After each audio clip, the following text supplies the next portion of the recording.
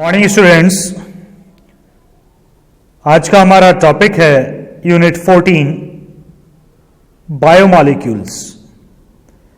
Biomolecules means हमारी body के अंदर जो मॉलिक्यूल्स होते हैं, जो कंपाउंड्स होते हैं, उन्हें हम बुलाते हैं बायोमॉलिक्यूल्स। और इस यूनिट में जो हम बायोमॉलिक्यूल्स स्टडी करेंगे, सबसे पहले उनमें आता है कार्बोहाइड्रेट।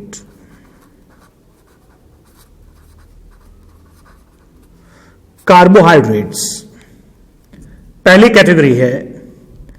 अगर हम नंबर डालें, सेकंड कैटेगरी है हमारी एमिनो एसिड्स, और एमिनो एसिड से ही वर्ड निकलकर आता है प्रोटीन्स। प्रोटीन्स दोनों साथ साथ ही हैं। प्रोटीन्स के बाद आता है एंजाइम्स, और एंजाइम्स के बाद हम पढ़ते हैं विटामिन्स।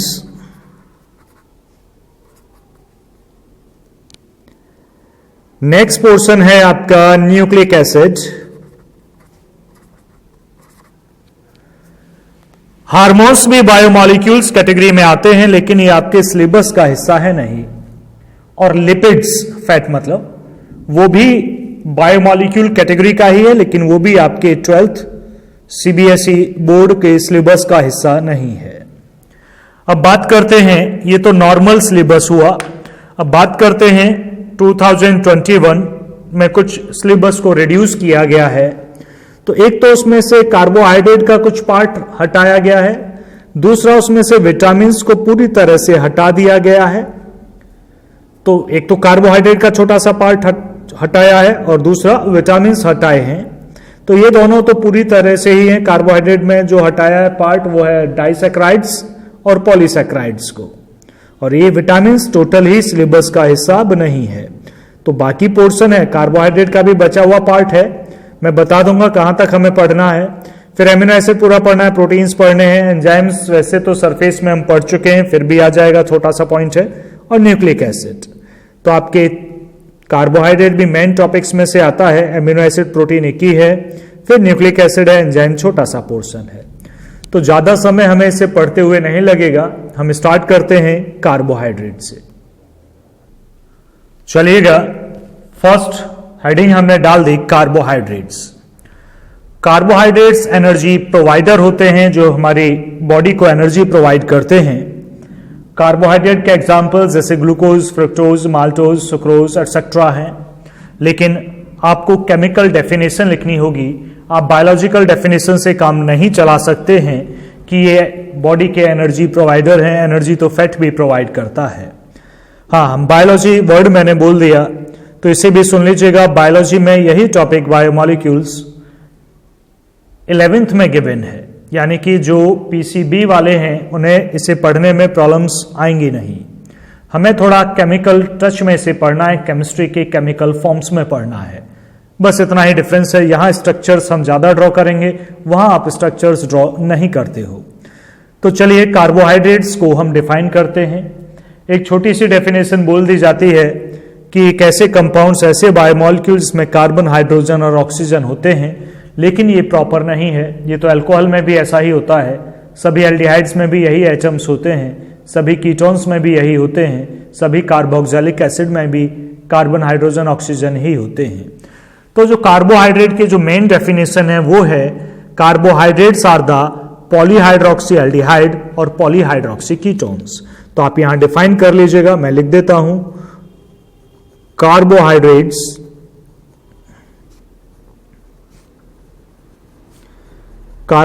आर द पॉलीहाइड्रोक्सी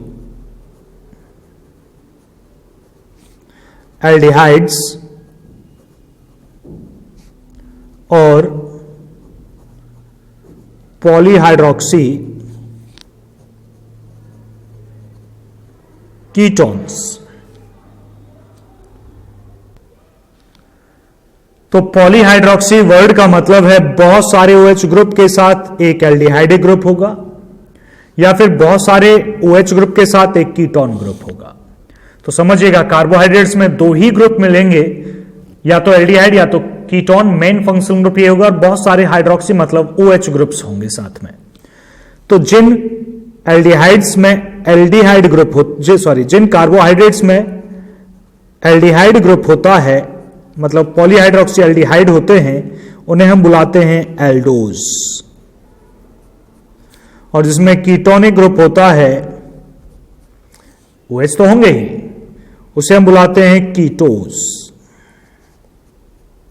याद रखिएगा, कई बार कार्बन एटम्स की संख्या के नाम पर भी हम इसका नाम रखते हैं। जैसे ग्लूकोज होता है, ग्लूकोज के अंदर एक एल्डिहाइड ग्रुप है, एल्डिहाइड है और ये 6 कार्बन है, 6 कार्बन एटम्स है, तो C6 होता है, वैसे ही पता होगा। तो इसे बुलाते हैं हम एल्डो हेक्स ओज, ग्लूकोज का दूसरा नाम। एल्डो मतलब एल्डिहाइड ग्रुप है, हेक्स मतलब 6 कार्बन है, ओज मतलब that is the part of sugar मतलब कार्बोहाइड्रेट। और इसी तरह फ्रुक्टोज एक होता है, इसमें कीटोनिक ग्रुप होता है, इसमें भी 6 कार्बन होते हैं, तो इसे हम बुलाते हैं कीटो हेक्सोस। कीटो मतलब कीटोनिक ग्रुप है, हेक्स मतलब 6 कार्बन एटम है, ओज मतलब that is sugar, that is a part of carbohydrate. तो ये डेफिनेशन थी। कार्बोहाइड्रेट्स में बहुत सारे OH के साथ एक एल्डिहाइड ग्रुप होगा या बहुत सारे OH के साथ एक कीटोनिक ग्रुप होगा। कीटोनिक है तो दैट इज कीटोस और एल्डिहाइड है then that is called aldose with 6 carbon atoms. आगे बढ़ते हैं भाई, कार्बोहाइड्रेट को नॉर्मल फॉर्म में हम शुगर बुलाते हैं। ग्लूकोज, फ्रुक्टोज, माल्टोज, लैक्टोज जितने भी हैं, इनके जनरली पीछे ओज लिखा होता है, लेकिन जनरली हमेशा नहीं होता ऐसा। जैसे कि हम बात करें starch, that is also carbohydrate, but ओज तो नहीं लगा ना। तो ये भी होता है ग्लाइकोजन, ये भी कार्बोहाइड्रेट है लेकिन ओज नहीं लगा है। तो मेजर में ओज लगा होता है, लेकिन कुछ ऐसे भी एग्जाम्पल्स हैं इसमें नहीं लगा होता है। चलिए आगे बढ़ते हैं। क्लासिफिकेशन ऑफ कार्बोहाइड्रेट्स, आप लिखते जाएं, मेरे साथ साथ ही लिखते जाएं, अपने सेंटेंसेस का यूज कर सकते हैं लिखते हुए आप।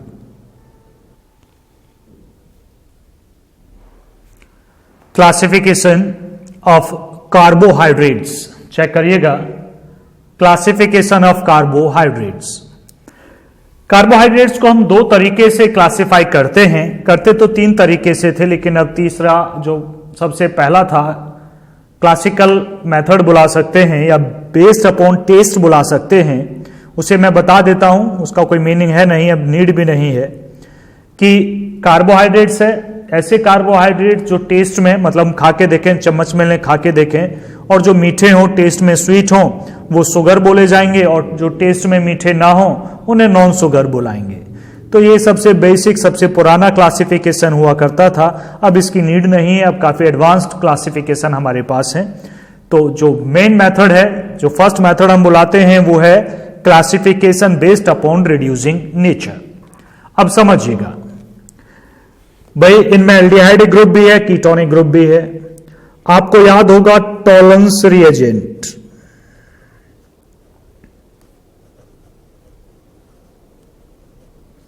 और फेलिंग्स रिएजेंट।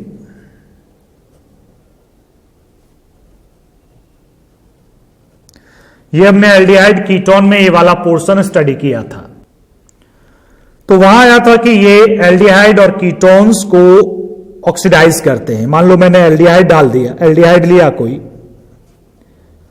एल्डिहाइड को सॉरी कीटोन को नहीं, एल्डिहाइड में मैंने टॉलरेंस रिएजेंट डाला, टॉलरेंस रिएजेंट, तो ये ऑक्सीडाइज हो जाएगा। इसका ऑक्सीडेशन हुआ,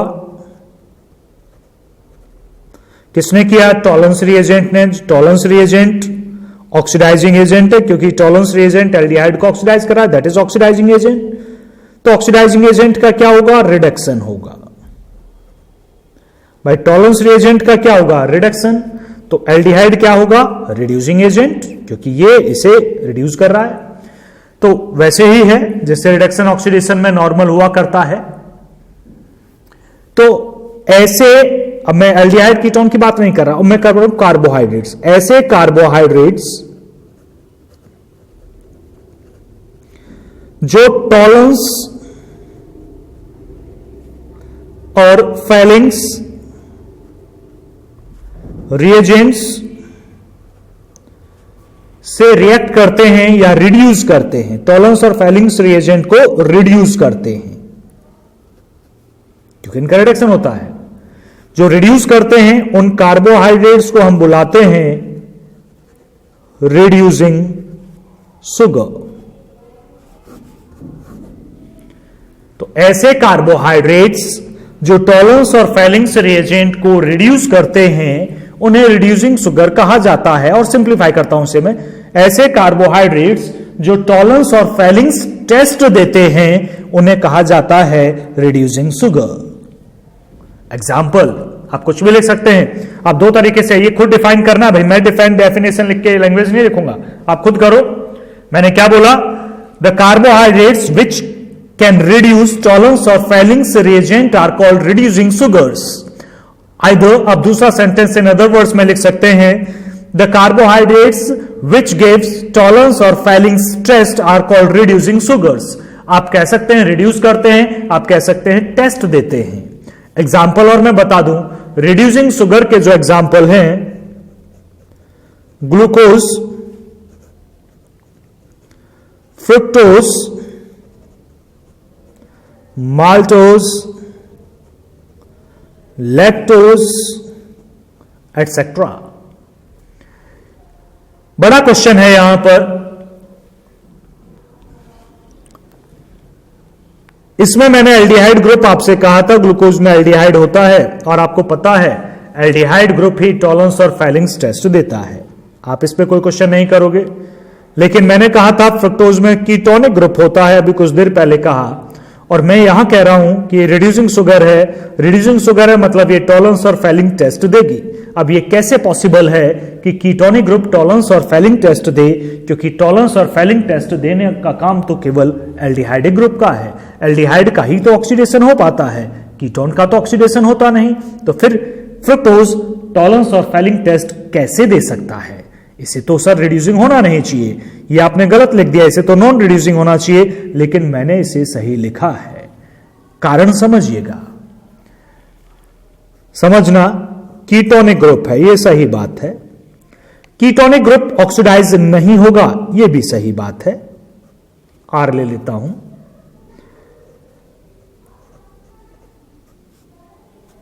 मान लो ये है, आपने डाला टॉलरेंस रिएजेंट, ऑक्सीडाइजिंग एजेंट आपने डाल दिया। टॉलरेंस रिएजेंट ऑक्सीडाइजिंग एजेंट है, तो सर कीटोन तो ऑक्सीडाइज नहीं होगा, बिल्कुल नहीं होगा। फ्रुक्टोज में ये ग्रुप है, हाँ जी ये ग्रुप है, ऑक्सीडाइज होगा नहीं होगा, ये तो एज इट इज रहने वाला है। हीट हम कर नहीं रहे हैं, जो बॉन्ड टूट जाए तो इस ग्रुप का कुछ भी नहीं होगा। लेकिन इसके बराबर में OH ग्रुप तो है ना, वो तो ऑक्सीडाइज हो सकता है। इस पे कोई चेंज हुआ नहीं हुआ, ये ऑक्सीडाइज हुआ। एल्डिहाइड का ऑक्सीडेशन कीटोन में, ये पॉसिबल है। तो टॉलरेंस रिएजेंट ने किसे ऑक्सीडाइज किया? अल्कोहलिक ग्रुप को। हो गया, तो जब ये ऑक्सीडाइज हो गया अल्कोहलिक ग्रुप, तो टॉलरेंस रिएजेंट रिड्यूस हो जाएगा। तो जो फ्रुक्टोज है उसके पास अल्फा OH ग्रुप अवेलेबल है। OH क्या, उसके पास तो बहुत सारे OH ग्रुप अवेलेबल हैं। कार्बोहाइड्रेट होते ही क्या है, बहुत सारे OH वाले, पॉलीहाइड्रोक्सी। तो उसके पास अल्फा पोजीशन पर OH है और वो ये टेस्ट दे देगा। तो क्लियर हो बिल्कुल। ऐसा क्वेश्चन ये भी आता है, ऐसा कौन सा कीटोन है जो टॉलरेंस और फेलिंग टेस्ट देता है? आप क्या लिखेंगे? वो फ्रुक्टोज है। Fructose is the only ketone, यह सेंटेंस बड़ा बड़ा लिखा गया हो नीचे, fructose is the only ketone which gives Tollens और फेलिंग्स टेस्ट। चाहिए यूनिट 12 से आए aldehyde ketone and carboxylic acid से, या यहां से आए। तो समझ गए होंगे रिड्यूसिंग शुगर्स क्या होती हैं। पहले डेफिनेशन आपने रिड्यूसिंग शुगर की लिखी, ऐसे कार्बोहाइड्रेट्स जो टॉलरेंस और फेलिंग्स रिएजेंट को रिड्यूस करते हैं उन्हें रिड्यूसिंग शुगर कहा जाता है, जैसे glucose, fructose, maltose, lactose etcetera.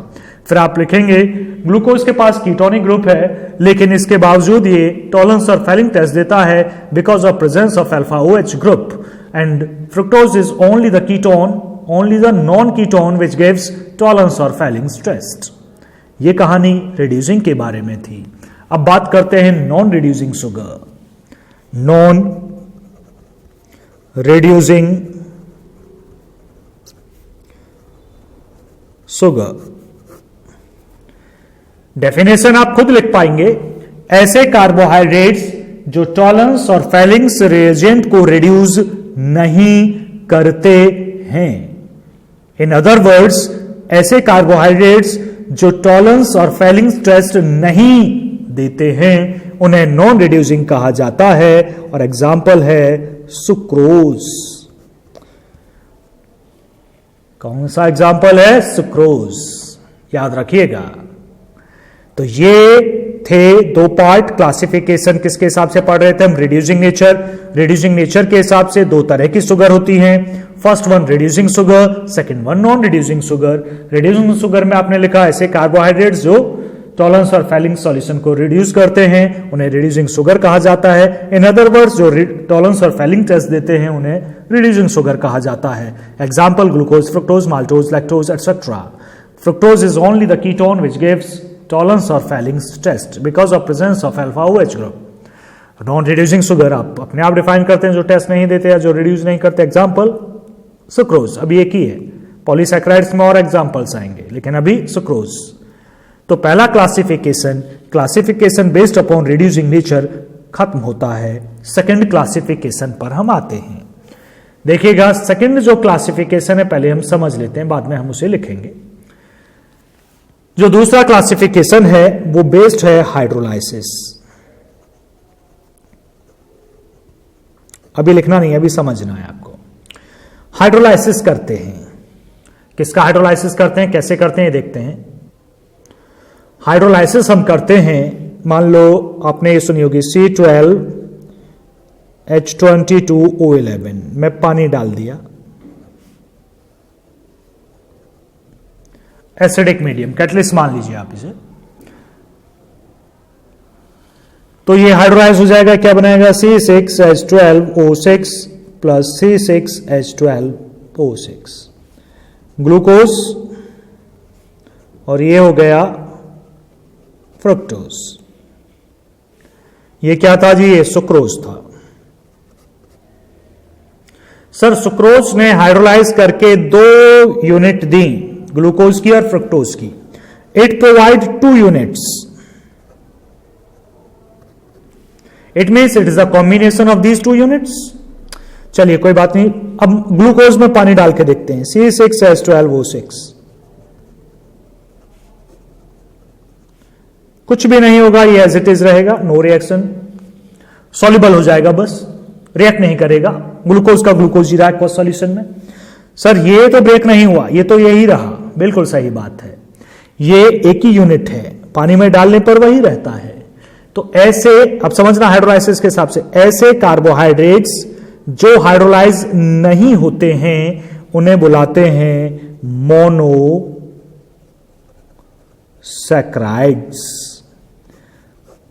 Mono मतलब एक ही यूनिट है। जो कार्बोहाइड्रेट्स हाइड्रोलाइज होकर 2 से 10 यूनिट तक बनाते हैं, इसने 2 बनाई है, 3 भी बनाते हैं, कुछ 4 भी बनाते हैं, कुछ 5 भी, 10 तक बनाते हैं, उन्हें बुलाते हैं ओलिगोसैकराइड्स। ऐसे CCHARID, ओलिगोसैकराइड्स। और क्वेश्चन है सर 10 से ज्यादा बनाए तो पॉलीसैकराइड्स। पॉलीसैकराइड में हजारों भी आ सकते हैं, ठीक है जी। तो ऐसे जो सिंगल यूनिट होते हैं वो तो हाइड्रोलाइज होने से रहे, वो तो और ब्रेक हो ही नहीं सकते, तो उन्हें मोनोसैकराइड। और जो 2 से 10 यूनिट बनाए वो ओलिगोसैकराइड, और जो 10 से ज्यादा बनाए वो पॉलीसैकराइड्स। अब बात ओलिगोसैकराइड की करते हैं। 2 से 10 तक की कैटेगरी इसमें आती है। मान लो ये सुक्रोज है, 2 में ही डिवाइड हुआ तो 2 यूनिट बनी, तो ये ओलिगोसैकराइड का डाइसैकराइड है। डाई मतलब 2। जो 3 यूनिट बनाता है that is called trisaccharide, that is also part of the unit oligosaccharide. जो 4 बनाए वो टेट्रासैकराइड, जो 5 बनाए वो पेंटासैकराइड। तो ये सारे पार्ट डाई से लेके आगे तक ये ओलिगोसैकराइड की कैटेगरी है। उसके बाद 11 से ज्यादा हम काउंटिंग नहीं करते, 10 से ज्यादा हो तो फिर पॉलीसैकेराइड है फिर वो। चलिए इसे पढ़ते हैं, हेडिंग डालते हैं, अभी लिखना मत कुछ भी इसमें, अब मैं लिखवाऊंगा तब लिखना। सेकेंड टाइप का क्लासिफिकेशन अब हम लिखना स्टार्ट करेंगे।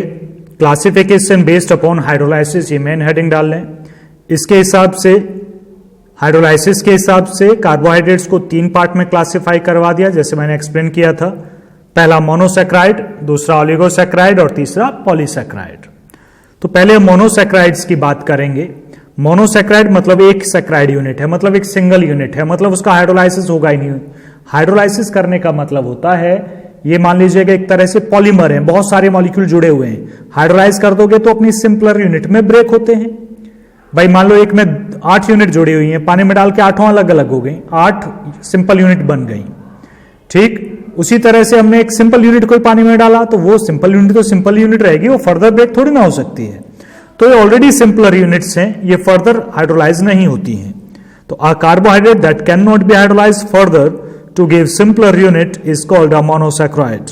Example glucose, fructose, ribose and galactose etcetera. ये एग्जाम्पल जरूर याद रखिएगा, ग्लूकोज, फ्रुक्टोज, राइबोज, गैलेक्टोज, ये दोनों ही नाम हैं। चलिए मोनोसैकेराइड के बाद आते हैं ओलिगोसैकेराइड्स पर। ओलिगोसैकेराइड्स मैंने बताया था जो 2 से 10 यूनिट देती हैं, लिखा भी बिल्कुल वही है, देखिएगा। कार्बोहाइड्रेट्स दैट यील्ड 2 to 10, 2 से 10 monosaccharide units on hydrolysis are called oligosaccharide. जो केवल 2 दे उसे डाइसैकेराइड बोलेंगे, जो 3 प्रोवाइड करे वो ट्राई, 4 प्रोवाइड करे यूनिट ट्रेट्रा, 5 प्रोवाइड करे पेंटासैकेराइड। ये सारे किसके पार्ट हैं? ओलिगोसैकेराइड के पार्ट हैं।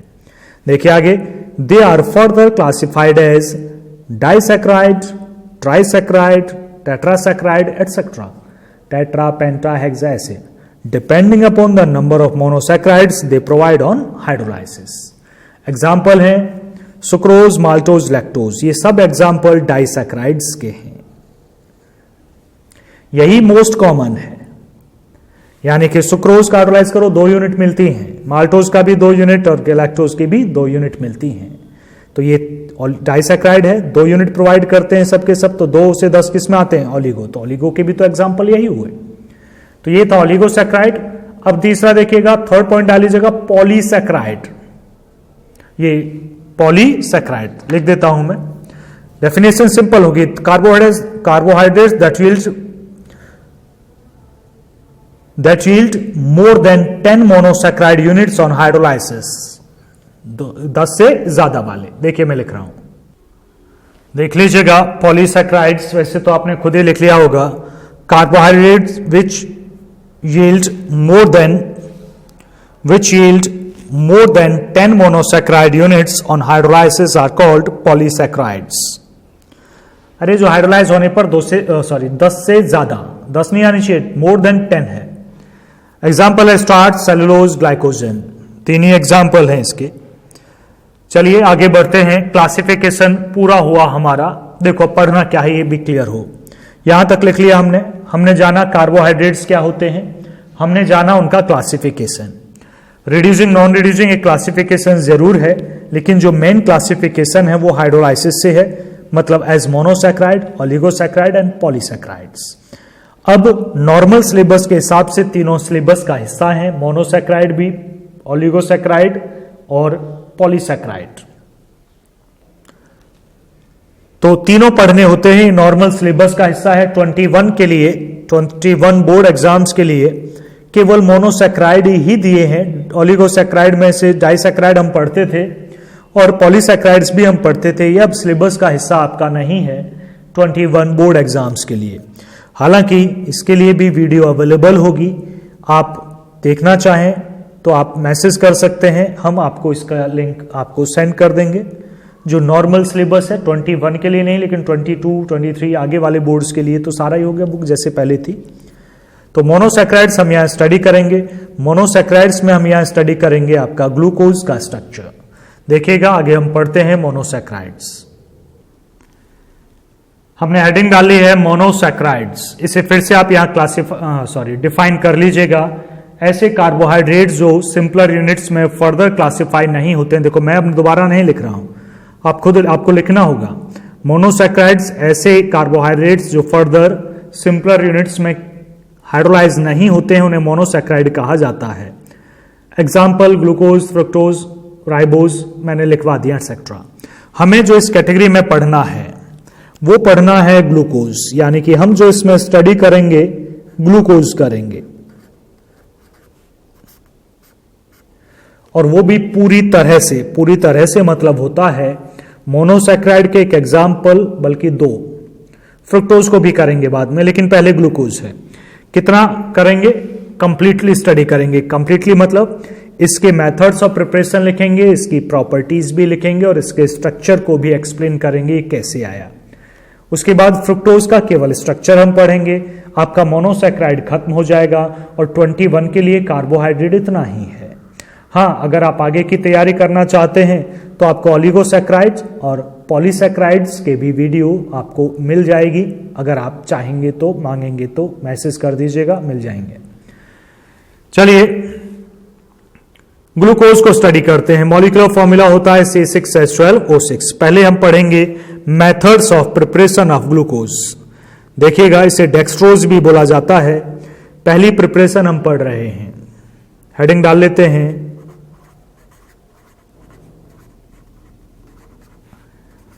Preparation of glucose. ग्लूकोज बनाने के वैसे तो कई सारे मेथड्स हैं, लेकिन सबसे पहले हम बनाते हैं सुक्रोज से। केन सुगर भी बुलाते हैं सुक्रोज सिंपली। C12 आपको केवल रिएक्शन लिखनी है H22O11। इसका आप हाइड्रोलाइज कर दीजिएगा तो बनेगा C6H12O6। 2 आइसोमर्स बनेंगे C6H12O6। एक इनमें से ग्लूकोज होगा तो एक इनमें से फ्रुक्टोज होगा। बहरहाल ग्लूकोज तो बना लिया है हमने, बन गया जी ग्लूकोज। पहला किससे था? नाम लिखना होगा आपको, किससे था? First point from sucrose. मैंने नहीं लिखा, फ्रॉम सुक्रोज करके रिएक्शन लिख लीजिएगा, एक ही बात है। दूसरा मेथड हम जानने की कोशिश करते हैं। सेकंड मेथड है ये स्टार्च, फ्रॉम स्टार्च। चलिए मैं डाल लेता हूं इस बार।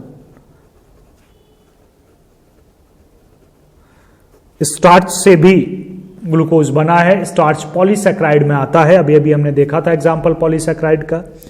हम स्टार्च का फॉर्मूला लिखते हैं C6H10O5 का होल N मतलब पॉलीमर की तरह बहुत सारे हैं, तो हमें NH2O मॉलिक्यूल्स से हाइड्रोलाइज करना होगा, तो बनेंगे NC6H12O6। केवल ग्लूकोज यूनिट्स ही बनी, बहुत सारी बनी। N नंबर ऑफ ग्लूकोज, समझ रहे हो? N number of glucose. Conditional होता है, जैसे 100 डिग्री, 100 से ज्यादा है, 120 है, 393 केल्विन और 280 एम प्रेशर। कर ये ना लिखें आप, ये HIN लिख दें तो भी सफिशिएंट है। तो प्रिपरेशन कंप्लीट हुई। अब आते हैं हम इसकी प्रॉपर्टीज पर। प्रॉपर्टीज नहीं, हेडिंग डालेंगे हम स्ट्रक्चर ऑफ ग्लूकोज। अब समझना, स्ट्रक्चर ऑफ ग्लूकोज।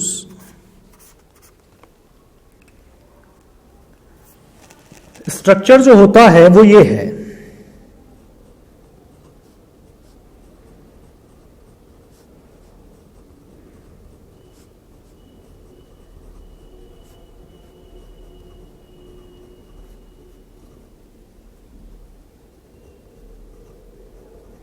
बहुत सारे OH ग्रुप हैं, एक एल्डिहाइड ग्रुप है, 6 कार्बन, 1 2 3 4 5 6। ये ग्लूकोज का स्ट्रक्चर है। और करके मैं इसे शॉर्ट में लिख सकता हूं, ये एल्डिहाइड ग्रुप, ये 4 तो एक जैसे, देखो 1 2 3 4 एक जैसे ना, CHOH हैं, 4 बार हैं, तो मैं ऐसे लिख लेता हूं CHOH कितनी बार था? 4, और फिर नीचे CH2OH। तो इसे ऐसे भी लिख सकता हूं। तो ये ग्लूकोज का स्ट्रक्चर है। लेकिन क्वेश्चन है, ये स्ट्रक्चर हमें पता कैसे चला होगा? इसके एविडेंसेस कहां हैं? तो ये जो स्ट्रक्चर है, इसके एविडेंसेस के हिसाब से हमें प्रूव करना है कि ग्लूकोज का स्ट्रक्चर ऐसे ही होता है। समझना, थोड़ा दिमाग यहां रखो। एविडेंस, एविडेंस के हिसाब से हमें प्रूव करना है कि ये स्ट्रक्चर है, और एविडेंस का मतलब रिएक्शन से होता है, यानी कि रिएक्शंस भी इसी में आती जाएंगी और स्ट्रक्चर भी एविडेंसेस के सपोर्ट से हमारे सामने आ जाएगा। यानी कि हम एक ही तरीके से दो चीजें पढ़ पाएंगे, स्ट्रक्चर और केमिकल रिएक्शंस। तो एविडेंसेस की बात करते हैं स्ट्रक्चर ऑफ ग्लूकोज के रिगार्डिंग में, तो नीचे लिख लीजिएगा, the structure of glucose was assigned on the basis of the following evidences। अभी एविडेंसेस क्या है? ये पहला एविडेंस है, जो फर्स्ट पॉइंट डालूं वो रिएक्शन तो होगी ही, केमिकल प्रॉपर्टी भी शो करेगी और वो स्ट्रक्चर को प्रिडिक्ट करने में हेल्पफुल भी होगी। तो आप हर रिएक्शन को ऐसे सोचे कि एक एविडेंस है और इससे हमें इसके स्ट्रक्चर को प्रूव करना, वेरीफाई करना है। पहला, its molecular formula was found to be C6H12O6। तो इसका मॉलिक्यूलर फॉर्मूला क्या मिला? C6H12O6। अब क्वेश्चन है सर मॉलिक्यूलर फॉर्मूला कैसे निकाला होगा? आपने भी निकाला है भाई, 11th की पहली यूनिट में निकाला है। क्वेश्चन है कब निकाला है? याद करो, इंपेरिकल फॉर्मूला और मॉलिक्यूलर फॉर्मूला परसेंटेज गिवन होती थी, और परसेंटेज कैसे निकलती है ये आपने 11th के जीओसी में पढ़ा है। Percentage of carbon, percentage hydrogen, oxygen, nitrogen. Nitrogen की होती है जेल्डाल मेथड, ड्यूमा मेथड, याद हो तो सभी एलिमेंट्स की परसेंटेज आपको बताई गई है। परसेंटेज से इंपेरिकल फॉर्मूला निकलना आपको पहले ही चैप्टर में 11th में बता दिया गया है, और इंपेरिकल फॉर्मूला से मॉलिक्यूलर फॉर्मूला आता है। तो ये तरीका है, तो एक पर्टिकुलर मेथड, एक पर्टिकुलर वे है कि आप किसी भी कंपाउंड का इंपेरिकल और मॉलिक्यूलर फॉर्मूला फाइंड कर सकते हैं। इसे बुलाते हैं एनालिटिकल ऑर्गेनिक केमिस्ट्री, जो 11th में थी, ऑर्गेनिक जीओसी में थी। पहले प्योरिफिकेशन मेथड आते हैं, फिर टेस्ट किए जाते हैं एलिमेंट्स के, फिर आते हैं quantitative analysis, estimation of elements. तो ये हम पढ़ चुके हैं। खैर आप यहां तो ये बोल के चलें कि मॉलिक्यूलर फॉर्मूला इतना, इसी की जरूरत है आपको। चलिए सेकंड एविडेंस पर पढ़ते हैं आगे, चेक करिएगा। सेकंड एविडेंस है या सेकंड रिएक्शन भी बुला सकते हैं इसे। तो on heating with HI it forms, it का मतलब ग्लूकोज। ग्लूकोज है C6H12O6, इसे हमने हीट किया HI के साथ, इसने क्या बनाया? N hexane. N का मतलब है सीधी चेन।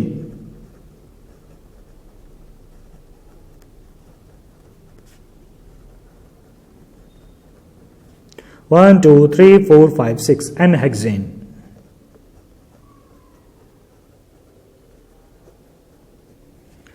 छह कार्बन की सीधी चेन हमें मिली। HI से रिएक्ट करने के बाद ये क्या सजेस्ट करती है?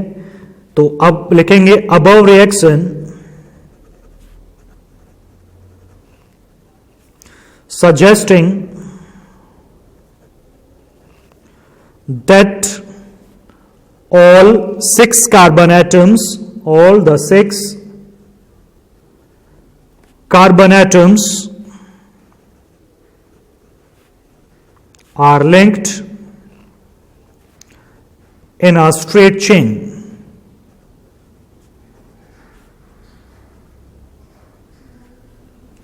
तो अबव रिएक्शन, भाई ग्लूकोज को HI से रिड्यूस किया, HI रिड्यूस करता है, सारे ऑक्सीजन को हटा के हाइड्रोजन लगा देगा। कार्बन की चेन जैसी ग्लूकोज में होगी ऐसी यहां मिलेगी, तो ये सीधी चेन है N हेक्सेन। इसका मतलब 6 कार्बन इसमें तो है ही, और वो सीधे जुड़े हैं, उनमें ब्रांच नहीं है। तो पहली रिएक्शन ये कंफर्म किया कि ग्लूकोज के अंदर जो 6 कार्बन है वो सीधे जुड़े हैं, कोई साइड में चेन नहीं निकाल रहा है। बस इतना ही पता चला इस रिएक्शन से। तो आपको यहां रिएक्शन के साथ साथ ये बताना होता है कि ये जो रिएक्शन है किस चीज का एविडेंस है। तो N हेक्सेन का मिलना से ये पता चला कि ग्लूकोज के अंदर जो 6 कार्बन है वो सीधे जुड़े हैं, उनमें कोई साइड चेन नहीं है। चलिए थर्ड पर आते हैं। थर्ड एविडेंस की तरफ बढ़ते हैं, या कहें नेक्स्ट रिएक्शन की तरफ बढ़ते हैं। इसमें कह रहा है ग्लूकोज रिएक्ट्स विद NH2OH, इसे हाइड्रोक्सिल अमीन बोला जाता है, टू फॉर्म एन ऑक्साइम। तो ऑक्साइम बनाता है, and adds a molecule of HCN, तो साइनोहाइड्रिन बनता है। याद करो HCN और हाइड्रोक्सिल अमीन कहां यूज हुए थे, किस रिएक्शन में यूज हुए थे? ऑक्साइम और साइनोहाइड्रिन कहां आए थे? तो याद करने पर पता चलेगा आपको कि ये जब हम एल्डिहाइड कीटोन पढ़ रहे थे, पहली रिएक्शन थी न्यूक्लियोफिलिक एडिशन रिएक्शन। वहां रिएक्शन आई थी रिएक्शन विद अमोनिया डेरिवेटिव, उसमें से ये एक है NH2OH। और न्यूक्लियोफिलिक एडिशन में साइनोहाइड्रिन बना था HCN से रिएक्ट करके। तो तो ये जो दोनों रिएक्शन हैं ये कहती हैं, ये किस चीज से होती हैं, एल्डिहाइड से होती हैं या कीटोन से होती हैं। ग्लूकोज भी इन दोनों से रिएक्ट करता है। इसका मतलब ग्लूकोज में या तो एक एल्डिहाइडिक ग्रुप है या एक कीटोनिक ग्रुप है। दोनों को कंबाइन में हमें पता नहीं कौन सा ग्रुप है, तो हमने क्या लिखा, इसके अंदर कौन सा ग्रुप प्रेजेंट है, कार्बोनिल। तो these reactions confirm the presence of a carbonyl. Carbonyl means may be aldehyde या फिर मे बी कीटोन, कोई एक इन दोनों में से, इन ग्लूकोज। खैर रिएक्शन हमें दिखानी होंगी, देखिएगा।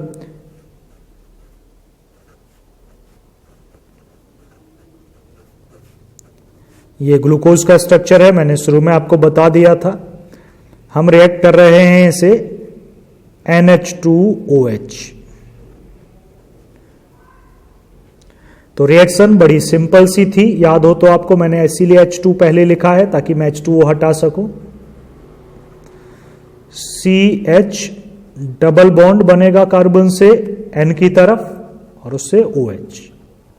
बाकी तो कोई चेंजेस हुए नहीं।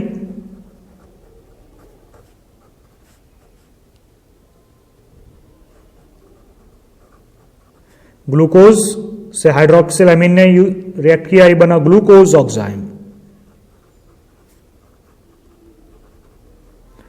और इस रिएक्शन ने क्या कंफर्म किया कि इस ग्लूकोज के अंदर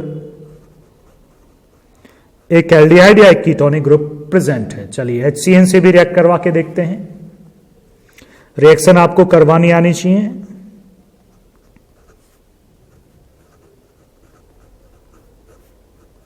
लिखनी होंगी आपको रिएक्शन। व्हाट हैपेंस व्हेन में भी रिएक्ट क्वेश्चन आते हैं।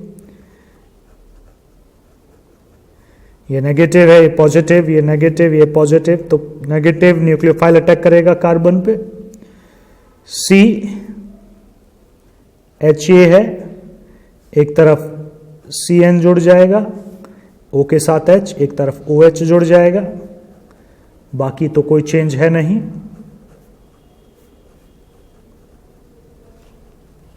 तो ये हो जाएगा ग्लूकोज साइनोहाइड्रिन। क्या बुलाएंगे इसे, ये ग्लूकोज है तो ये ग्लूकोज साइनोहाइड्रिन।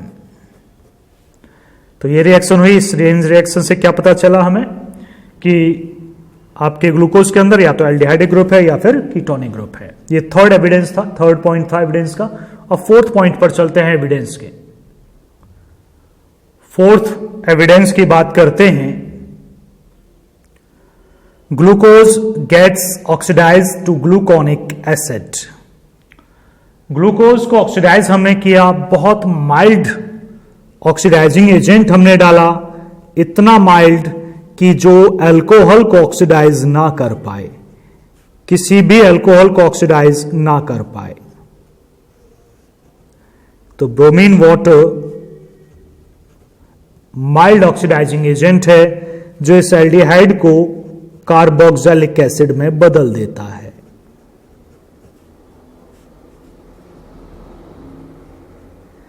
तो अल्कोहल को नहीं करता, एल्डिहाइड को करता है। अगर ये कीटोन होता तो ऑक्सीडेशन होता नहीं। चूंकि ब्रोमीन ने इसको ऑक्सीडाइज करके एक कार्बोक्सिलिक एसिड बना दिया, जिसे बुलाते हैं ग्लूकोनिक एसिड। तो ये रिएक्शन ये कंफर्म करती है कि जो कार्बोनिल ग्रुप था, प्रेजेंट था जो कार्बोनिल ग्रुप, वो एल्डिहाइडिक है, कीटोनिक नहीं है। यानी कि थर्ड और फोर्थ एविडेंस ने क्लियर किया अभी तक बस कि ग्लूकोज के अंदर एक एल्डिहाइड ग्रुप है और 6 कार्बन लीनियर हैं। बस अभी तक हम यहीं पहुंचे हैं। अभी कितने OH हैं, कौन से हैं, इन पर हम नहीं पहुंचे हैं। चलिए फिफ्थ पर बात करते हैं, फिफ्थ एविडेंस पर। नेक्स्ट एविडेंस की तरफ आते हैं। यह है acetylation of glucose with acetic anhydride gives glucose pentaacetate. देखिएगा ध्यान से, ग्लूकोज हमने बनाया,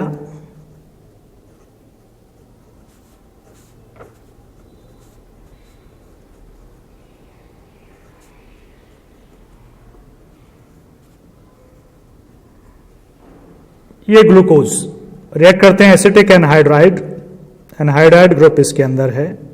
एसिटाइलेशन कर रहे हैं जैसे एमीन्स का करते थे। एसिटिक एनहाइड्राइड, देखना ध्यान से। HA रिएक्ट करता है, अल्कोहल वाला H, तो ये तो 4 तो यहां, एक यहां, 5 हैं, तो 5 मॉलिक्यूल की रिक्वायरमेंट होती है। 5 H हैं, 5 A हैं, क्या रिलीज हुआ?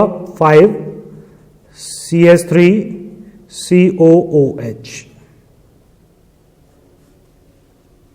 बचा क्या? एल्डिहाइड CHO CO CH3, कितनी? 4। उसके नीचे CH2O CO CH3। Acetyl group 4 जगह यहां, 5 जगह यहां जुड़ गया, इसका नाम है ग्लूकोज। 5 जुड़े तो पेंटा एसीटेट।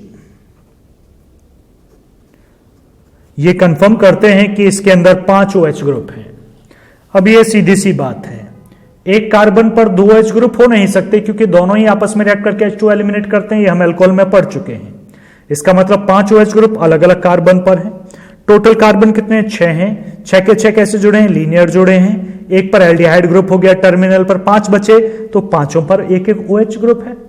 अब एक एक OH ग्रुप है तो एक टर्मिनल पर है और बाकी चारों बीच में है, तो एक प्राइमरी है जो टर्मिनल पर, और बीच में जो 4 हैं वो सेकेंडरी हैं। हमें पूरा पता है कि एक प्राइमरी 4 सेकेंडरी हैं, फिर भी इसे भी कंफर्म करना होता है रिएक्शन के थ्रू। तो हमने इस रिएक्शन में क्या देखा? इसने बता दिया acetylation of glucose with acetic anhydride. Acetylation हमने किया ग्लूकोज का, गिव्स ग्लूकोज पेंटाएसिटेट हमारा बना। This confirms the presence of 5 OH group. इसके अंदर कितने OH ग्रुप हैं? 5। ये बता दिया हमें इस रिएक्शन ने। नेक्स्ट एविडेंस पर बढ़ते हैं, लास्ट होगा ये लास्ट एविडेंस। वैसे इसकी नीड है नहीं, लेकिन चूंकि रिएक्शन पूछी जाती है इसलिए बता रहे हैं। On oxidation with HNO3, glucose हमने लिया, ग्लूकोज, और इसे ऑक्सीडाइज हमने किया HNO3 से। HNO3 जो ऑक्सीडाइजिंग एजेंट है एल्डिहाइड ग्रुप को तो ऑक्सीडाइज करेगा ही, साथ में ये प्राइमरी अल्कोहलिक ग्रुप को भी ऑक्सीडाइज कर देगा। तो हमें जो मिलेगा वो डाई कार्बोक्सिलिक एसिड मिलेगा। एक इसका नाम है saccharic acid, SACCHARIC, saccharic acid, जो ये प्रूव करता है कि ग्लूकोज पर एक प्राइमरी अल्कोहलिक ग्रुप होता है। वैसे हमें इसकी नीड इसलिए नहीं थी, 5 OH ग्रुप थे, हमें ये पता था। एक कार्बन पर एल्डिहाइड है, ये भी हमें पता था। 5 ही तो कार्बन बचे, एक कार्बन पर 2 OH ग्रुप होते नहीं, तो सब पर एक एक है। तो जो टर्मिनल है उस पर प्राइमरी है, बाकी सब सेकेंडरी है, पहले से पता था। लेकिन फिर भी हमने ये प्रूव किया। इसे ही नहीं, एक याद करो, ब्रोमीन वाटर तब हमने डाला था तो एक एसिड बना था ग्लूकोनिक एसिड, ये था वो। तो इसमें भी मैं HNO3 अगर डालता हूं तो ये तो पहले से ही COH है, तो HNO3 प्राइमरी अल्कोहल को COH में बदल देगा, ग्लूकोनिक एसिड। तो मैं देखो पूरा सेंटेंस पूरा है। On oxidation with HNO3 glucose, this one, as well as gluconic acid, this one, both yield a dicarboxylic acid, saccharic acid. This indicates the presence of a primary OH group in glucose. चलिए हमारे सारे evidences आ गए। हमें क्या क्या मिला देखिएगा, मैं स्ट्रक्चर लिखता हूं। देखिएगा हमें मिला 6 कार्बन हैं जो कि लीनियर हैं। पहले एविडेंस ने केवल इतना बताया, दूसरे एविडेंस ने हमें बताया कि एक एल्डिहाइड या कीटोन है, और तीसरे ने बताया कि वो एल्डिहाइड है। एक एल्डिहाइड था, फिर पता चला 5 OH ग्रुप हैं। एक कार्बन पर तो 2 होते नहीं OH, तो इसका मतलब सब अलग अलग पर हैं। बाकी पर हाइड्रोजन आप जोड़ दीजिए। यही तो स्ट्रक्चर था। ये प्राइमरी OH ग्रुप, तो बाकी 4 कैसे हैं? सेकेंडरी OH हैं। देख लो इसे बनाते हम कैसे हैं, ऊपर से नीचे तक बना लेते हैं ऐसे, CHOH का होल 4 और CH2OH, CHOH 4 बार और फिर CH2OH। ऐसे हम इसे बना लेते हैं। आप इसे ओपन करके भी लिख सकते हो इस तरह से।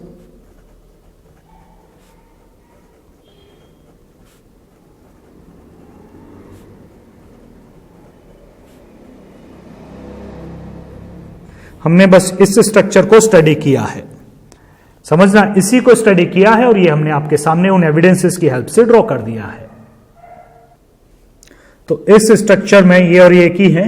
इसे देखोगे ये कायरल सेंटर है, ये भी कायरल है, ये भी कायरल है, ये भी कायरल है। ये कायरल नहीं है, 2H है, और ये भी कायरल नहीं है, 2 बॉन्ड ऑक्सीजन से जुड़े हैं। तो इसे हम डायरेक्शनल वाइज भी बना लेते हैं। Aldehyde group 1 cross 2 cross 3 cross 4 cross, और लास्ट में नीचे CH2OH। जो क्रॉस हैं वो कायरल हैं, OH OH H OH H H OH। अब ये स्ट्रक्चर हमने स्टडी नहीं किया, हमने तो ये स्टडी किया डायरेक्शन OH की इधर है, इधर H की है, ये तो हमने स्टडी किया है, ये तो आगे की स्टडी में आप पढ़ोगे। बहरहाल आप ये देखिएगा, ये ओपन चेन स्ट्रक्चर है ग्लूकोज का, और इसमें 4 कायरल सेंटर हैं, 4 कायरल सेंटर्स। कैसा स्ट्रक्चर है? Open chain. इसके नीचे लिख लीजिएगा इन ओपन चेन स्ट्रक्चर, और इसे ड्रॉ करना भी आप सीख लीजिएगा, ये जरूरी है, ये बहुत जरूरी है। तो आगे बढ़ते हैं। ये ओपन चेन मैंने बोला है, अभी पूरी तरह स्ट्रक्चर पर हम नहीं पहुंचे हैं, ओपन चेन स्ट्रक्चर तक ही पहुंचे हैं, जबकि एग्जिस्टिव जो करता है इसका स्ट्रक्चर वो ये भी नहीं है। तो अभी आगे बढ़ना भी बाकी है, स्ट्रक्चर में बहुत सारा वर्क अभी बाकी है। हेडिंग डाल लीजिएगा नीचे, cyclic structure of glucose. Heading डाल लीजिएगा साइक्लिक स्ट्रक्चर ऑफ ग्लूकोज। अभी इससे पहले जो हमने ड्रॉ किया था वो था ओपन चेन स्ट्रक्चर। अब हम पढ़ने क्या जा रहे हैं? Cyclic structure. क्वेश्चन है क्यों भाई? क्या वो फाइनल नहीं था? क्या वो एग्जिस्टेबल नहीं था? तो समझो जरा। अबव स्ट्रक्चर, अबव स्ट्रक्चर का मतलब जो ऊपर ओपन चेन था, ये वाला मेरे लिए तो अबव ही है, ऊपर बना है। आपने अगर पेज टर्न किया है तो यहां लिख लीजिएगा फर्स्ट, स्ट्रक्चर फर्स्ट लिख लीजिएगा इसके नीचे, और फिर यहां लिखना द स्ट्रक्चर फर्स्ट, ऐसे। और ऊपर ही है तो डायरेक्ट लिखो, फिर तो अबव स्ट्रक्चर, हम इसी की तो बात कर रहे हैं। तो the above structure of glucose explained most of its properties. तो जो ऊपर स्ट्रक्चर है ओपन चेन, ग्लूकोज की बहुत सारी प्रॉपर्टीज को एक्सप्लेन करता है। बट फिर भी कुछ रिएक्शंस ऐसी हैं जिसे वो एक्सप्लेन, मतलब जिसे ओपन चेन स्ट्रक्चर एक्सप्लेन नहीं कर पाता है। कौन सी है? आइए देखते हैं। चेक कीजिएगा, हमने वो फैक्ट्स, वो रिएक्शंस लिखी हैं जिन रिएक्शंस को ओपन चेन एक्सप्लेन नहीं कर पाती है। देखिएगा, पहला है, देखो, ग्लूकोज डज नॉट गिव सिफ टेस्ट। सिफ टेस्ट आपने नहीं पढ़ा, ये एल्डिहाइड ग्रुप के लिए ही होता है, ठीक। एंड डज, ये नहीं पढ़ा, कोई बात नहीं। And does not form addition product with NaHCO3। ये तो आपको पता होगा, एल्डिहाइड कीटोन दोनों ही सोडियम बाइसल्फाइड से रिएक्ट करके एडिशन प्रोडक्ट बनाते हैं, लेकिन ग्लूकोज इससे रिएक्ट नहीं करता है। लेकिन इसके अंदर एल्डिहाइड ग्रुप तो था, तो रिएक्ट क्यों नहीं कर रहा है भाई? रिएक्ट तो करना चाहिए। तो इन रिएक्शंस का ना देना ये बताता है कि ग्लूकोज के अंदर एल्डिहाइड ग्रुप फ्री नहीं है तो कंफर्म है, लेकिन वो फ्री स्टेट में नहीं है। देखो, this fact indicate the absence of free aldehyde group. ये नहीं कह रहे कि एल्डिहाइड ग्रुप नहीं है, वो कह रहे हैं फ्री नहीं है, कुछ तो है, लिंक है, कहीं पे प्रॉब्लम है यहां पे, नहीं तो टेस्ट देने चाहिए थे। अगला फैक्ट सामने आया, ये समझना, अभी अभी का है बिल्कुल। ये तो ग्लूकोज पेंटाएसीटेट हमने अभी अभी बनाया है, देखो उसमें पेंटाएसीटेट था, OH से रिएक्शन करके बना, एल्डिहाइड ग्रुप पे तो कोई फर्क नहीं पड़ा था ना। तो glucose pentaacetate does not react with NH2OH। अरे ग्लूकोज से तो NH2O से रिएक्ट कर रहा था, तो पेंटा ग्लूकोज एसीटेट को भी करना चाहिए, एल्डिहाइड ग्रुप पे थोड़ी कोई ना फर्क पड़ा, लेकिन रिएक्ट नहीं करता। ये रिएक्शन भी, ये रिएक्शन ना होना भी ये शो करती है कि ग्लूकोज के अंदर फ्री एल्डिहाइड ग्रुप नहीं है। तो जब ये फैक्ट सामने आए तो फिर सर्च किया गया एक्चुअल में है क्या। तो जब देखा कि अगर हम ग्लूकोज को क्रिस्टलाइन सॉलिड में बदलते हैं तो जो ग्लूकोज आता है उसमें अलग अलग मेल्टिंग पॉइंट आ रहा है। अब ये तो नहीं हो सकता एक कंपाउंड के दो मेल्टिंग पॉइंट हो जाएं, तो एक कंपाउंड का मेल्टिंग पॉइंट तो एक ही रहने वाला है, दो नहीं हो सकते, लेकिन दो आ रहे थे, एक 419 एक 423। इसका मतलब ये जो ग्लूकोज है वो एक नहीं है, यहां दो फॉर्म है। तो जब चेक किया गया तो पता चला glucose is found to exist in two different crystalline forms. उनके नाम रखे गए alpha form and beta form. Alpha form का मेल्टिंग पॉइंट 419 और बीटा फॉर्म का 423 केल्विन था। अब क्वेश्चन है सर ये एग्जिस्ट कैसे कर रहे थे, ये किस फॉर्म में थे, ये देखते हैं हम। देखिएगा ग्लूकोज का नॉर्मल स्ट्रक्चर ये है, ओपन चेन बुला लीजिए इसे, दैट इज ग्लूकोज। पूरा नाम इसे बुला सकते हैं D glucose, D positive glucose. D याद करो हमने ऑप्टिकल एक्टिविटी बताई थी, ये कॉन्फिगरेशनली कैपिटल डी लगता है। पॉजिटिव इसके एक्सपेरिमेंटली भी डेक्स्ट्रोरोटेटरी है और नाम इसका ग्लूकोज है। ये अगर एक्वस सॉल्यूशन में है,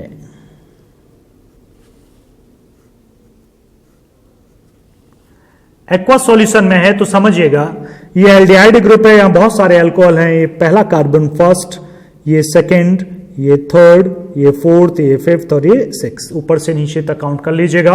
एल्डिहाइड को प्रायोरिटी देंगे, कार्बन चेन की नेमिंग यहीं से स्टार्ट होगी। तो इसमें जो है ये नेगेटिवली चार्ज है, ये पॉजिटिवली चार्ज है।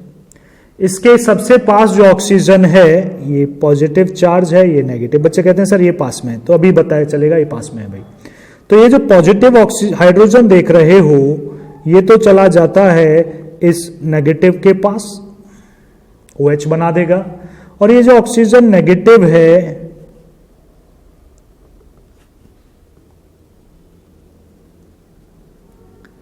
ये जाता है पॉजिटिव कार्बन के पास।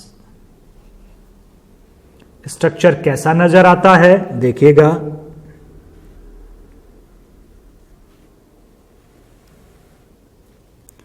वन टू थ्री फोर, नीचे क्या CH2OH। इधर क्या हुआ भाई, एक तरफ आ गया O के साथ क्या आ गया H, ये वाला। एक तरफ है इसके H, ये वाला।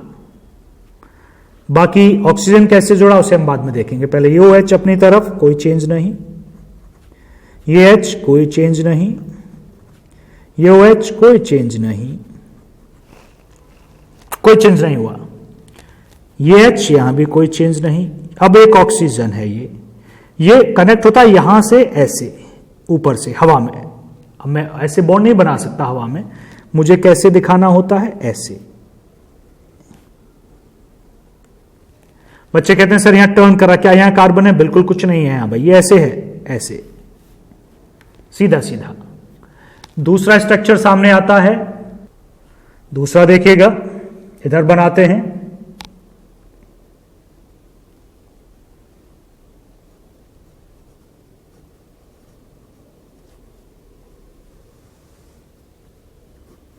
टू थ्री फोर और नीचे CH2OH।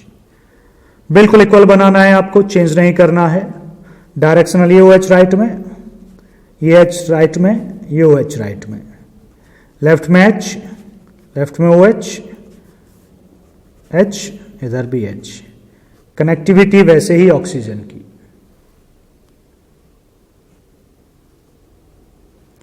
दोनों में डिफरेंसेस देखो, ये कार्बन फर्स्ट, ये सेकंड, थर्ड, फोर्थ, फिफ्थ और ये सिक्स्थ। इसमें भी फर्स्ट सेकंड कर लेता हूं मैं। इसमें देखिएगा first, second, third, fourth, fifth, sixth. क्या चेक करके आप बता पाएंगे कि इसमें स्ट्रक्चर और इस स्ट्रक्चर में क्या डिफरेंसेस हैं? गौर करिएगा, गौर करोगे केवल कार्बन फर्स्ट पर गौर करिएगा, इस कार्बन पर। इसमें OH राइट हैंड डायरेक्शन में है, इसमें OH लेफ्ट हैंड डायरेक्शन में, और कोई डिफरेंसेस इनमें है ही नहीं। तो जिसमें राइट हैंड डायरेक्शन में होता है उसे हम बुलाते हैं अल्फा फॉर्म। बाकी नाम यही है, अल्फा डी प्लस ग्लूकोज। इसका नाम ये बीटा है, बीटा, बाकी नाम यही है डी प्लस ग्लूकोज।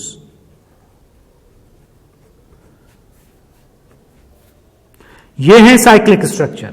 ये साइक्लिक लग नहीं रहे, हाँ साइक्लिक है, लगेंगे भी कुछ देर बाद।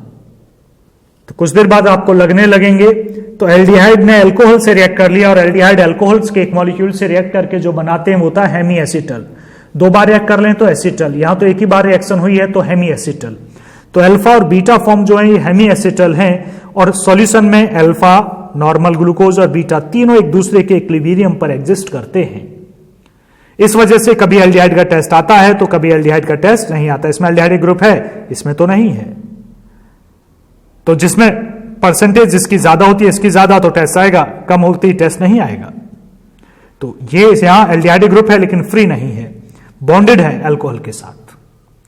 तो ग्लूकोज का एक्यूरेट स्ट्रक्चर ये है। एक में चेंज होता रहता है, किधर ज्यादा किधर कम, ये डिपेंड करता है कंडीशंस पर। चलिए इसे लिख लेते हैं, ड्रॉ कर लीजिए, पहले ड्रॉ हो पूरा, उसके बाद हम लिखेंगे। ड्रॉ कर लीजिए आराम से, वीडियो रोक के प्रॉपर ड्रॉ हो। दोनों में डिफरेंसेस कार्बन 1 के रिगार्डिंग में है। ऐसे आइसोमर्स में केवल कार्बन फर्स्ट के कॉन्फ़िगरेशन में डिफरेंस होता है। ऐसे आइसोमर्स को बुलाते हैं हम एनोमर्स। तो अल्फा और बीटा फॉर्म ग्लूकोज के हैं एनोमर्स, ANOMERS। चलो लिखते हैं फिर बताते हैं। तो नीचे लिख लीजिएगा the two cyclic hemiacetal forms. जो ऊपर बनाई वो हेमी एसिटल थी, एल्डिहाइड अल्कोहल से रिएक्ट किया हुआ था। साइक्लिक थी, दो थी। Forms of glucose differ only in the configuration of OH group.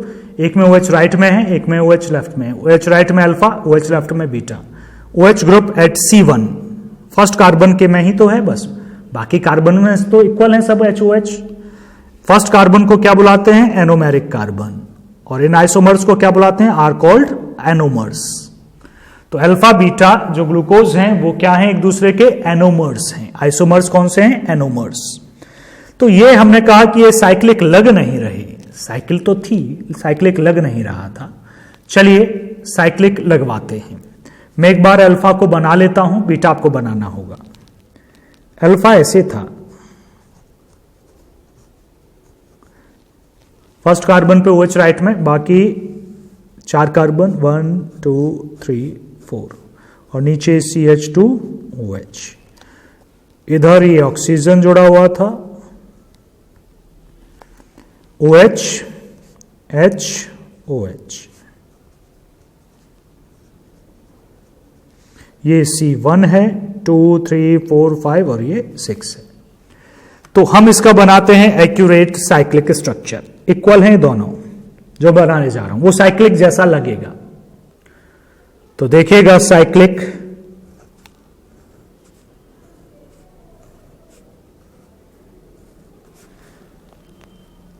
ये फर्स्ट कार्बन है,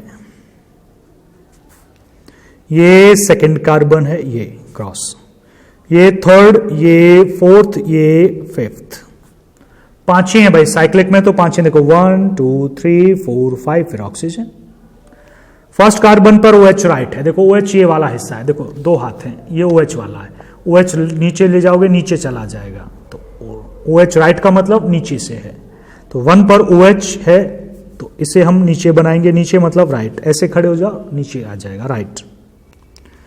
सेकेंड कार्बन ये है, इसमें भी OH राइट पर है, नीचे बनाओ। थर्ड में H नीचे है, फोर्थ में 1 2 3 4, 4 में OH नीचे है। आगे जी बाकी बचे हुए पे H है, तो OH है नीचे तो ऊपर H होगा। सेकंड में भी H, थर्ड में ऊपर OH होगा, फोर्थ में H ऊपर। बस फोर्थ तक तो हो गया काम, फर्स्ट सेकंड थर्ड फोर्थ। अब फिफ्थ देखिए, फिफ्थ कार्बन यहां पहुंच गए हम, ये रहा फिफ्थ। फिफ्थ और फर्स्ट के बीच में ऑक्सीजन जुड़ा है, फर्स्ट और फिफ्थ के बीच में ऑक्सीजन जुड़ा है, यहां भी जुड़ा है, फर्स्ट और फिफ्थ के बीच में ऑक्सीजन। CH2OH भी तो फिफ्थ से ही जुड़ा है, तो फिफ्थ से ऊपर की तरफ जोड़ें भाई CH2OH को, हमेशा किधर जोड़ें? ऊपर की तरफ। और दूसरे पर क्या जाएगा फिर? ये H। तो ये है आपका साइक्लिक स्ट्रक्चर जो लग भी साइकिल ही रहा है। अल्फा D प्लस ग्लूकोज, इसे पायरानोज स्ट्रक्चर बुलाते हैं।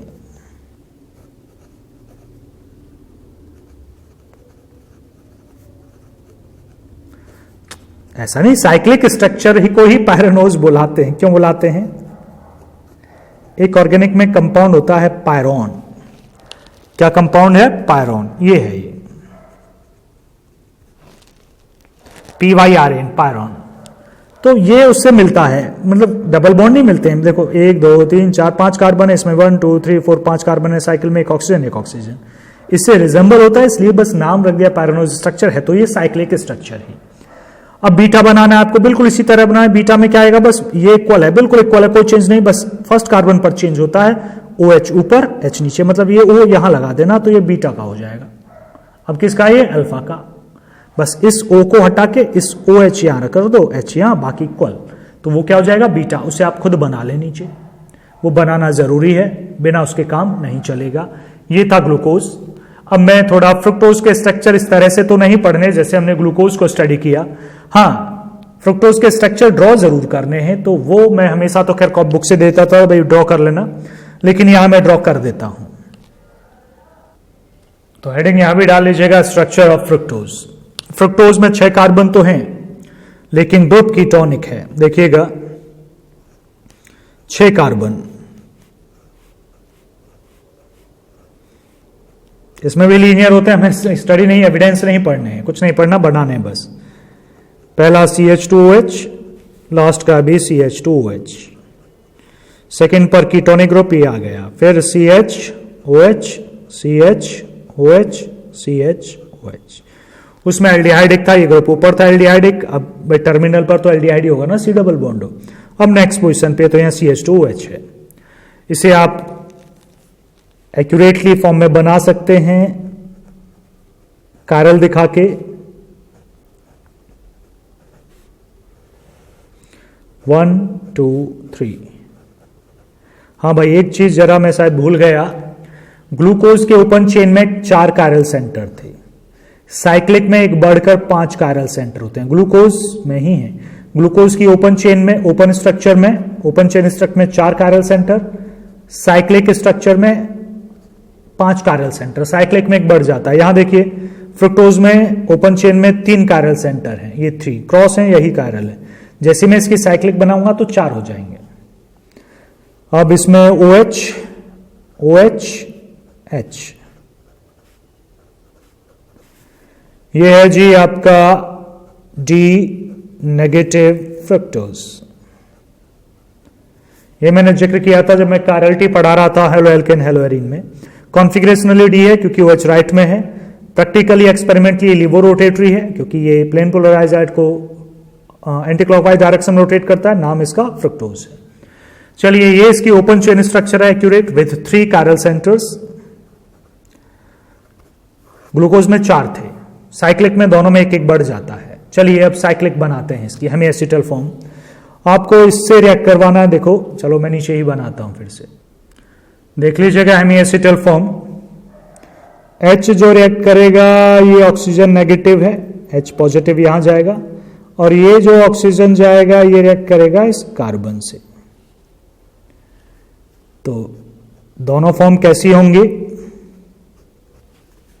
हेमी एसिड, हेमी कीटल बोलना चाहिए, कीटोनिक ग्रुप है। C ये वाला है OH, और इधर O के साथ H इधर आ गया, CH2OH इधर है, ये वाला, ये बॉन्ड, ये CH2OH। बाकी 1 2 3, 1 2 3, नीचे CH2OH, H OH, और उसी तरह बनाना है ऑक्सीजन का बॉन्ड, बाकी H H OH। OH right पर है तो ये अल्फा फॉर्म है, ग्लूकोज की अल्फा फॉर्म है।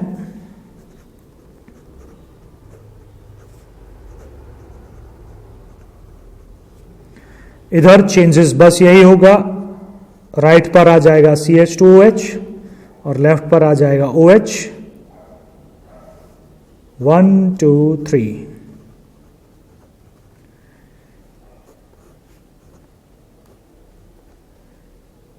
H OH, OH H H, ये बीटा D फ्रक्टोज। तो ये बन गए स्ट्रक्चर। अब आप एक्यूरेट साइक्लिक दिखने वाले भी बना सकते हैं। चलो साइक्लिक दिखने वाले बनाते हैं। चेन कितने की होगी ये देखते हैं। 1 2 3 4 5, यहां 5 मेंबर्ड रिंग बनेगी। मैं इसी को बना लेता हूं।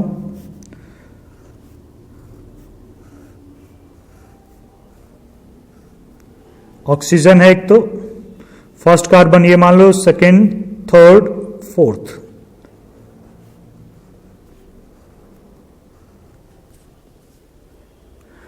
फर्स्ट पर OH राइट में है, राइट में मतलब नीचे है, और ऊपर फिर बनेगा CH2OH। सेकंड में आते हैं। सेकंड में ये सेकंड है, H नीचे है तो H नीचे बनाइएगा। थर्ड में OH नीचे है तो OH नीचे बनाइएगा। फिर फोर्थ आ जाता है ये वाला, इसमें HCH, ये तो ऊपर ही बनेगा CH2OH और नीचे H। बन गया स्ट्रक्चर। ये स्ट्रक्चर है हमारा अल्फा डी ग्लूकोज का, सॉरी फ्रुक्टोज का, ग्लूकोज ही याद आ रहा है। दूसरा स्ट्रक्चर तब आप बनाओगे तो बस OH को ऊपर और CH2OH को नीचे कर दोगे तो बन जाएगा आपका बीटा का। आप वो खुद बना लें भाई, ठीक। इस स्ट्रक्चर का नाम भी एक नाम पर रखा गया है जिसे फ्यूरान बोलते हैं। जैसे ऊपर वाला पैरानोज था, ये फ्यूरान है, तो इन्हें फ्यूरानोज स्ट्रक्चर भी बुलाते हैं। फ्यूरान लगाइए, ओज लगा दीजिएगा, तो ये भी नाम है इसका, उससे कोई ज्यादा मतलब नहीं है। तो फ्रुक्टोज के बस स्ट्रक्चर ही आपको ड्रॉ करने थे और कुछ नहीं करना। यहां पर आपका मोनोसैकेराइड खत्म होता है। अब डाइसैकेराइड मतलब ओलिगोसैकेराइड का एक पार्ट और पॉलीसैकेराइड आपके 21 सिलेबस का हिस्सा नहीं है, मतलब आपका कार्बोहाइड्रेट यहां खत्म होता है। आज की क्लास यहीं तक थी। नेक्स्ट में हम एमिनो एसिड और प्रोटीन स्टार्ट करेंगे।